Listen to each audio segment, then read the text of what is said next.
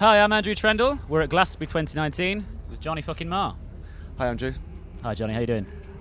Good, yeah. Nicely warmed up, ready to hang out. Ready to hang out and play some music in between hanging out. Did you get to hang and wander much? Yeah, do actually. It's one of the things I like about festivals. Much like being in the audience, you get to kind of wander around and bump into some people that you haven't seen for ages, and meet some people you've never met before. And I like it. Rather predictably, I like hanging out with musicians and seeing other bands and watching my band and crew have a good time. I'm a bit of a mellow spirit, so at festivals, so it kind of I suit the vibe. Who are you looking forward to bumping into today? I like the Fontaine's DC guys. They're nice fellas and good band. Yeah. Good, yeah. And maybe I saw Yanis the other day at a different festival we're playing. So it's a delight to see Yanis and Foles. I want to see Lizzo, but I think she's on the same time as I'm on. Who else is on? Shame are on. I think is they on today? Shame. I believe so. Yeah. So yeah, there's a lot to watch. There's a lot to watch. Maybe see the Chemicals later. Yeah. Do you get to actually go explore the site, or do you keep it low key? When it gets a bit darker, I'll go and hang out in the shadows. That's go and hang out in the shadows. That's kind of my plan later on. Yeah. Well, I do like to hear it from out front. It just always sounds. Believe it or not, I know some people out front might think it's more fun backstage, but it sounds better out front. You just get to hear boom, boom, boom back here. So I've always quite liked Glastonbury because weirdly it occurred to me this is the 5th time I've played it, and it's always been sunny whenever I've played it. Yeah. Go figure. 5 times, always sunshine. So am I right? The Smiths only played once. Was that 1984? The Smiths played in 1984, and back then it was a very, very different deal. Yeah. This was pre-rave culture, because I think that festival culture as it is now couldn't have really happened without rave. God bless it. The idea of people getting together in the early 80s, the idea of people getting together in usually a muddy, cold field was like a sort of weird hangover from the early 70s and 60s. It was really British. You had Woodstock, and that sort of set the template, and it never really had its own proper thing really until the rave days, and then it became what we know today. Hospitality tents and cash machines and all these different fields and whatever 70 odd stages. And when the Smiths played Glastonbury in '84, there was the big field, and then there was the other muddy field, and then there was the shit field that no one went in. And in each of those fields were people, as I remember it, there were ancient people dancing around in the cold in various states of undress and organic chemical refreshment, trying to bring the government down. So it was great. Has much changed? It was back then though. In the 80s, it went from sort of being some 70s kind of copy of the 60s ideal to, in the early 80s, it was, you had to really have a lot of heart to come out of Glastonbury in the early 80s, whether you were a band or certainly if you're in the audience. And a lot of that heart and attitude was political. It was a political act, whereas now we all know families come out here, grandparents and grandchildren, and it's a more communal celebration now and rite of passage. It's completely different in every way, and it's just the times changing. It's great, but yeah, back then it was a bit bleak. But Michael Eavis has always told me that the Smiths' performance changed what Glastonbury was about, which is very gracious of him and very kind. But I think we were the first of our kind of band to play to a big audience, I think. Yeah. But I remember being out on the stage going, what the hell are we doing here? People just don't get our music. They're waiting for Amazulu. Did you feel any kind of legacy that Glastonbury had back then, or was it still too early days? Oh no, back then? Yeah. No, absolutely. Absolutely not. Yeah. I felt like a complete interloper. Yeah.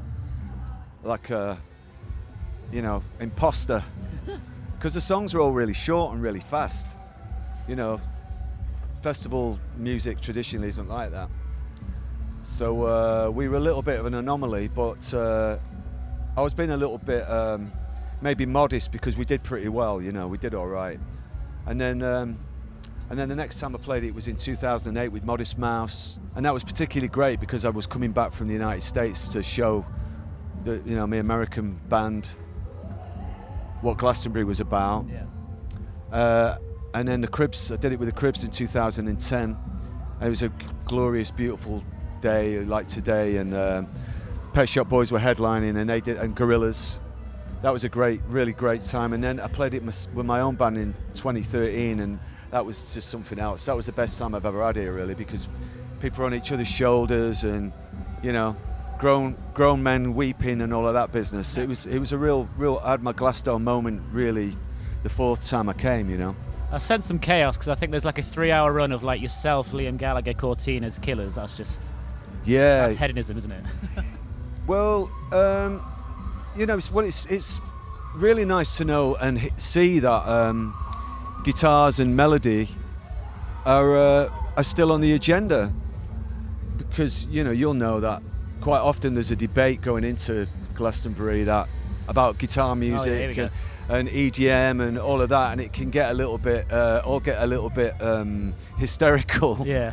And from what I see, Glastonbury's big enough for all kinds of music. Yeah. Yeah. And the UK festival goer and the UK music fan is maybe their minds are big enough for all kinds of music. I kind of think we've got to that point, really, you know, because I've got mates who are talking about Stormzy's set last night. I didn't see it, and you know, but they'll be out watching Fontaine's DC later and really digging that, and maybe Nana Cherry as well. So I think we've got a pretty healthy attitude towards diversity in music, from what I see. Maybe that's just the people I know. And what are you going to do to make this your best Glastonbury to date? Or at least own today? I am going to do something that will be unexpected. Oh, yeah. Obviously, if Hints? I tell you, it will no longer be unexpected, obviously. I know everyone realises that. Does it involve Barney? Is Barney in town? Barney's not in town. It would definitely have involved him if he was in town, because, he's talking about electronic getting back together. Yeah. Yeah. No, it's something else. It's not completely unrelated to that man, though, now I think about it. There's a little bit of a 6 degrees of separation involved. Yeah. Hey. Whoa, cryptic. Is this leading you to maybe do a full-on electronic reunion, or are you still in a legal battle with the drum machine? That's your joke, Johnny. I'm firing that back. I know, it's a good one. I like it. I think me and Bernard will probably do something again in the future. Maybe I'd like to rope Steve Morris in, I think, at some point, because Stephen's always been one of my favourite musicians, not just because he's from Manchester, but no one's ever managed to play like him before or since. So I'd like to do something. And also, I really rate Gillian too, so maybe I'll just join New Order on bass. And the Smiths classics that you sprinkle in, are you going to bring out anything new and unusual with it being Glastonbury? Or? Well, the thing is, I'm only playing for an hour today. Yeah. Which will do me, that's okay, you know. At that time, you want to get on and make an impact. So I think I play quite a lot of Smith's songs. I play enough. If I was to play any more than I play now, it would tip the balance over. I think for me, a set is a little bit like a movie where you get all your scenes in place, and eventually you get it to almost what you want to be is perfect, and then so changing things around too much. As much as I like the idea of it, sometimes you just make something good less good because the dynamic is right. I think adding another electronic song was the most exciting thing to me, to be honest. And I might throw. There's a cover version that I do that some people know that if I can squeeze it into this hour, I'll do that. So. There's a few Smith songs. I don't think there's. I'm not ready to throw any too much of a wild card in. Just as I say, because I've only got an hour. And there's some kids who come to see me that really who shout for Newtown Velocity and Dynamo and Playland. And seriously, that I just haven't got. All point ceased. I can't tell you how Easy Money went off. That was insane. Yeah, it's a good one, Easy Money. Yeah, thanks. Yeah, it kind of surprises me in the band that so many people know it. We're sort of getting used to that now. It's a nice thing. And you spoke about a set being like a movie. And the last time we spoke, you mentioned that there was some interest in someone making the Johnny Marr movie. Yeah, there is. Yeah. Since the publication of that, have you had any more discussions? Anything come out? Has anyone been like, "Fuck, I want to play you, Johnny"? I was hoping that you might have some news for me on that front, Andrew. No, we talked about Robert Downey Jr., right? Yeah. I had a couple of fans who like offered their services. In America, there's a couple of kids who read that and said, "Listen, you know, I'm the younger version of you." I met actually one kid, and.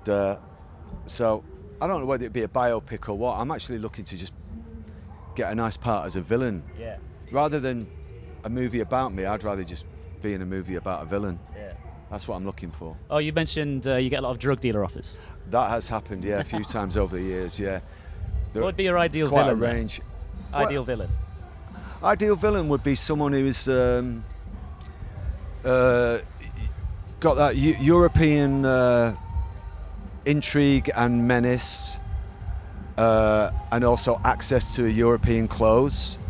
So I'm thinking maybe. Are you thinking like white linen suits kind of thing? Yeah. Yeah. Yeah, that's kind of right. Russian gangster look. Russian gangster. That's exactly it. Yeah. Can you do a Russian accent though, Johnny? If you give me 5 minutes, I'll be able to pull it off. Yeah. Maybe they should put me in Killing Eve. Yeah. You watching? That'll work. There you go. I've got quite a range. Yeah. But no, I'm just waiting. I got offered a couple of things about 2 years ago and they weren't right, and just waiting for the right thing, really. Yeah. And acting aside, or seeking to act aside, what does the rest of 2019 have in store for Johnny Marr? I'm going to announce, hopefully, I'm trying to get a couple of shows, special shows that, if fingers crossed, I'm going to be able to announce them in the next couple of weeks. I'm hoping that happens. And then we play Nile Rodgers' Meltdown at the Royal Festival Hall on August the 8th.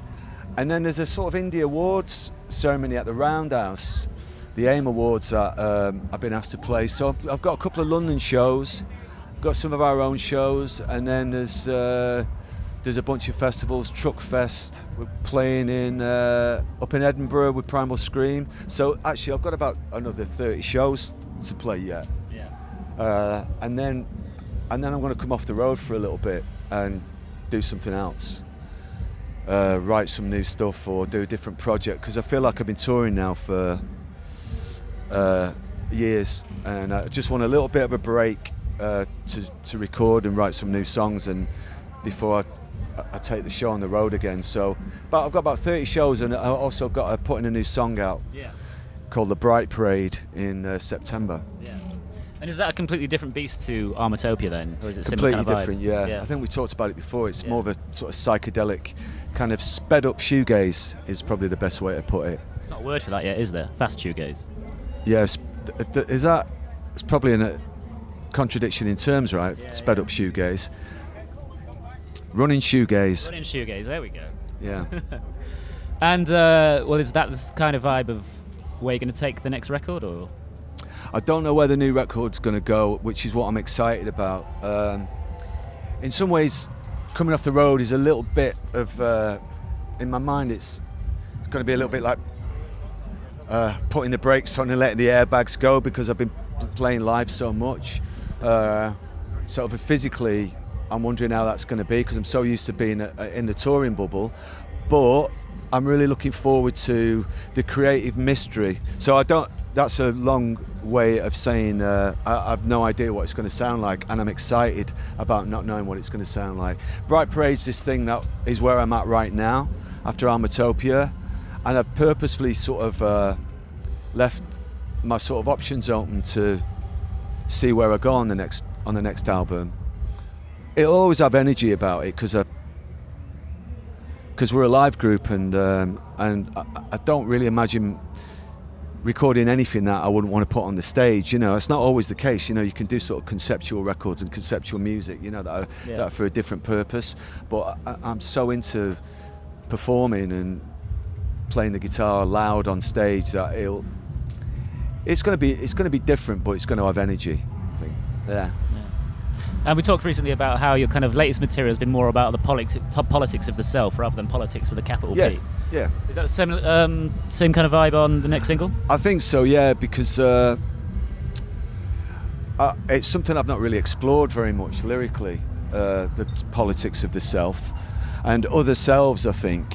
I'm just really not feeling very that world politics and creativity seem like two separate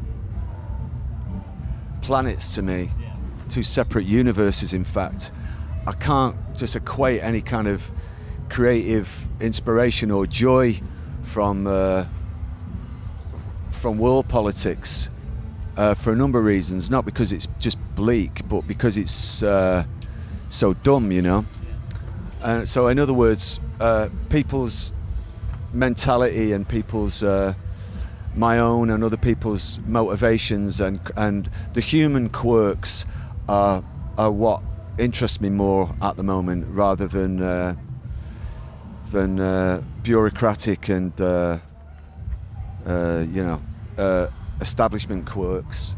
Human Quirks has to be a punk band name, surely, you'd think. Yeah, that's right. That's yeah. your next record, John. Sorry. Yeah, I've seen it. 1977, Stiff Records. Where are the Human Quirks? Whatever happened to the Quirks? Where are the Quirks? Yeah. And so, what's the first thing you're going to do after this interview?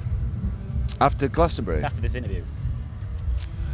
I'm going to talk to someone who's just by no means as fascinating as you, Andrew. Oh, sweet man. No, Johnny, always a pleasure. Nice to see you. Thank you Thanks, so man. much. Cheers, John.